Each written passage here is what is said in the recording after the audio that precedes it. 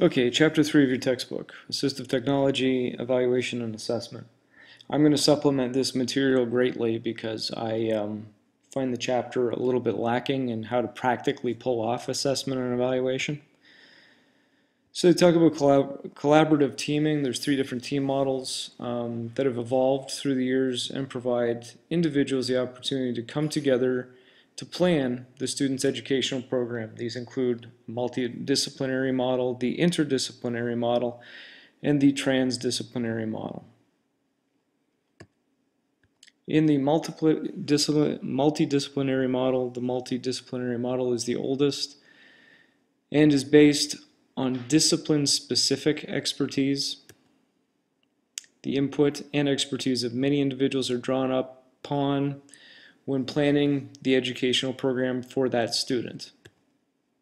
In the interdisciplinary model, when utilizing this model, members of the team conduct their evaluations separately but come together to plan and develop the student's education program. Team members work together to share information and plan intervention strategies specific to each student.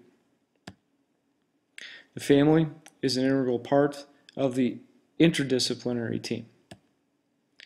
In the transdisciplinary model, a major characteristic is that one professional serves as a coordinator and is responsible for the implementation of most of the services for the student. In many cases, this is the special education teacher. In this model, the AT specialist would provide results of the AT evaluation, and one person would be the primary service provider for implementing the use of AT for the student. Okay, so the IEP team. When making decisions regarding AT, considerations for the team include participation in and documentation of the AT assessment process, determination of student and teacher support for AT use, evaluation of a student's academic progress after utilizing AT, and problem solving to eliminate problems and barriers the student, family, teachers, and other service providers may encounter. Again, the book's very abstract. They don't really teach you, what kind of functional assessments are used, and I'm going to throw in a few other things in Part 2 and Part 3 of this lecture. Roles of individualized education program team members. The IEP team members' roles include determining which team members should serve as part of the student's IEP team, discussion and review of assessment results, and to begin writing the various parts of the IEP based on those results.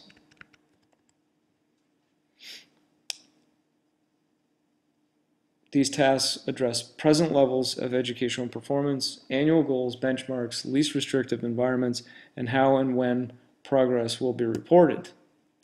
The assistive technology specialist. The AT specialist conducts a complete AT assessment on the student to determine the correct AT devices needed to access the general education curriculum. The AT specialist is a major player in determining and oftentimes helping to build or make the AT device. The purpose of the AT evaluation is to determine what AT devices will be as effective and unobtrusive as possible while reducing the barriers that prevent access to the general education curriculum. General education teacher. General education teachers have much documentation related to the student's performance in the general education classroom and can contribute much to the development of the IEP. I agree with this totally. The more stakeholders that you have involved and the more likely the student's going to be in an inclusive environment, the easier the transition is going to be, and the more supports they're going to have in actually using the device and when it comes to training. Their contribution includes knowledge of documentation of the grade level course of study, standards, and curriculum. They know and understand how the student can access the general education curriculum and what types of supports may be provided to achieve this. Special education teacher. Special education teachers usually schedule, organize, and do much in the way of conducting the IEP meeting. Special educators can provide information related to assessments as well as how to best access the general education curriculum based on the student's prior history. They also provide expertise in defining AT devices or services that will help the student succeed. A school administrator. As the instructional leader, the school administrator is responsible for oversight of all curriculum programs within a school. He or she is a role model for teachers. Teachers often take their cue from the school administrator if the school administrator conveys through program development that he or she believes that all children can learn, other staff will follow that lead. Local education agency representative.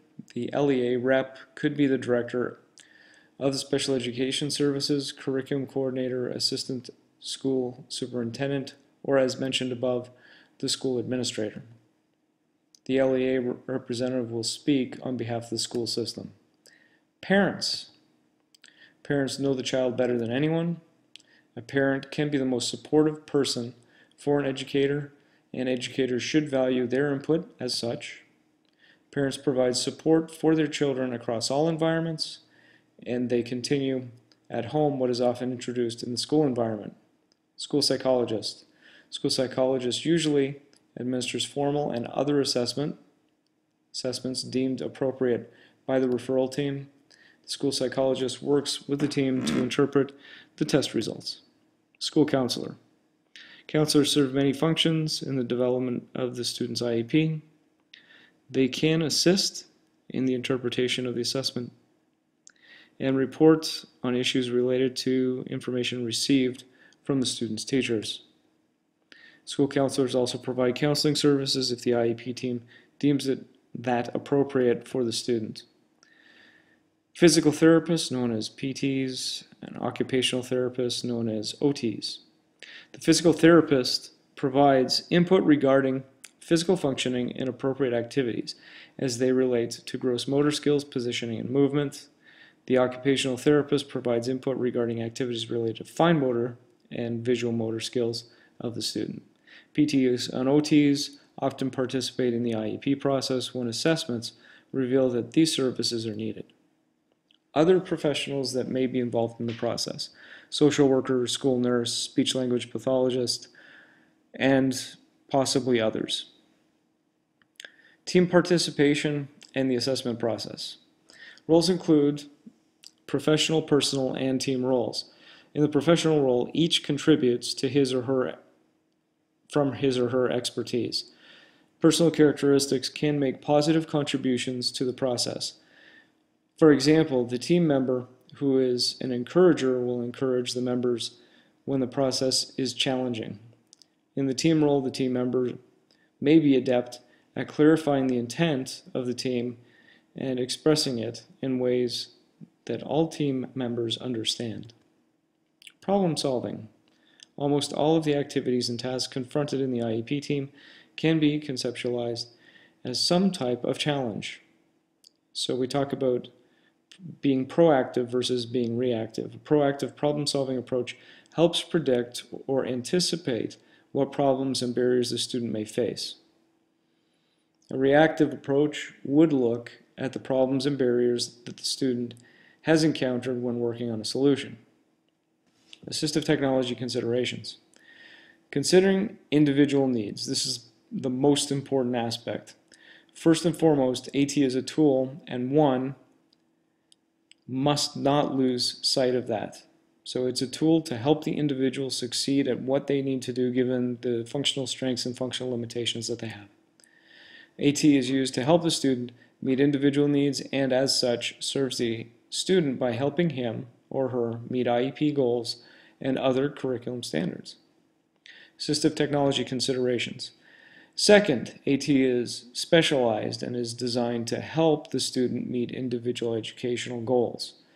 If one particular AT device can be used across goals, that's a plus. Conversely, an individual piece of AT should not be overlooked because it can only help a student meet one goal in one area. If the device helps a student meet that goal, it should be a consideration. Third, there is a continuum of AT, ranging from no-tech to high-tech. Generally speaking, the more high-tech the device, the higher the costs and the longer the time involved in acquisition, training, and use of the device, whereas legal cost cannot be a factor in the determination of AT. Realistically, the cost to the individual school district is a consideration. It's that tension I noted before about your job security and signing off on something that's going to cost the school district $15,000 when there might be a no-tech or low-tech, or rather a low-tech option. The team must help determine whether a particular device would simply be a nice thing to have, or if it would help the student meet the individual goals for the educational program. Referral and assessment for assistive technology. So, step 1, the referral for assistive technology assessment. Step 2, conduct an assistive technology assessment. Step 3, the individualized educational program team. Step 4, implementation of the assistive technology device, and then we actually have an ongoing process of evaluation that I'm going to talk to you about as well.